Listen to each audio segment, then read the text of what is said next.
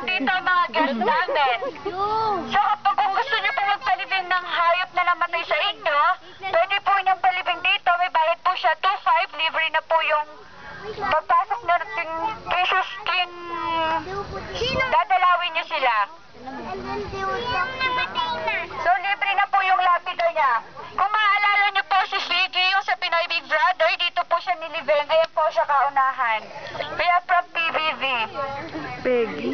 Mama, yun lang. Kawawa. Yung pig. Animal. Animal. Pig.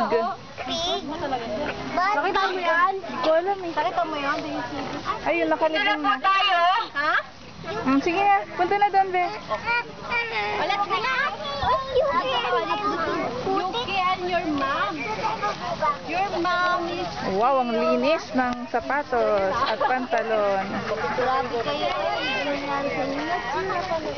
Ayun po yung mom.